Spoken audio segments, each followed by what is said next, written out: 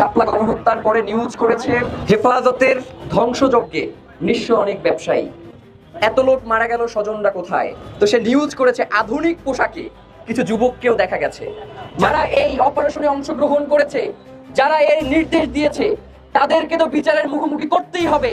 তার পাশাপাশি যারা এই খুনকে জায়েজ করে দিয়েছে, তাদেরকেও বিচারের মুখোমুখি করতে হবে।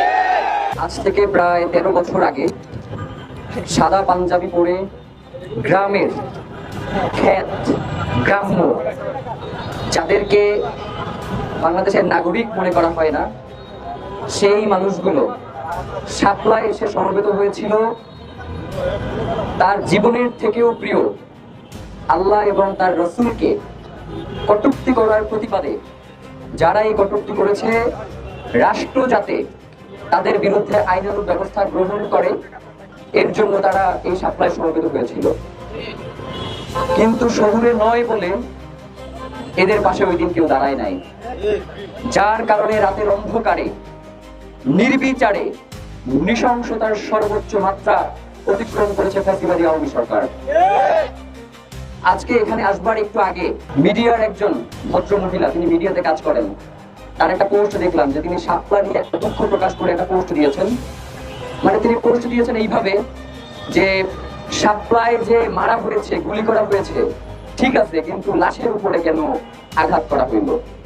মানে হুজুরদেরকে মারা যাবে ওই পর্যন্ত তার কোনো সমস্যা নাই, কিন্তু এই যে মেরে ফেলার পরে এই যে লাশের উপরে আবার আক্রমণ, এই ব্যাপারটা তার মানবিক দৃষ্টিকোণ থেকে একটু আঘাত লেগেছে। তো এই যে মনস্তত্ত্ব, এই যে শ্রেণীভেদ, এইটা আসলে তৈরি করে দিল কারা? শাপলার মতো একটা মেসাকারকে, একটা গণহত্যাকে কিভাবে শব্দের মধ্য দিয়ে জায়েজ করে দেয়া হয়, সেইটা একটু আপনাদের সামনে আজকে তুলে ধরতে চাই। শাপলা গণহত্যার পরে নিউজ করেছে হেফাজতের ধ্বংসযজ্ঞে নিঃস্ব অনেক ব্যবসায়ী। ধ্বংস, তাণ্ডব আর সবুজ উপড়ানোর চিত্র। তাণ্ডবে বাদ যায়নি রাস্তার গাছগুলো। এত লোক মারা গেল, স্বজনরা কোথায়? সে নিউজ করেছে আধুনিক পোশাকে কিছু যুবককেও দেখা গেছে। মানে শাপলার সাথে আধুনিক যেই রুচিসম্মত যুবক, তাদের যে এলিটপনা, এরা যে সম্পৃক্ত হয়েছে, এইটা তাদের অনেকটাই আতে ঘা লেগেছে।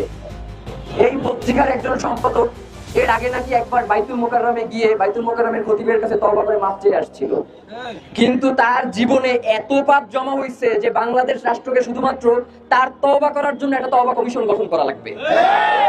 ফটোকার্ডের রাজনীতির মধ্য দিয়ে, শব্দের রাজনীতির মধ্য দিয়ে সে বাংলাদেশের আপামর জনসাধারণকে, মাজলুম জনতাকে তার অধিকার থেকে এইভাবে করে দিনের পর দিন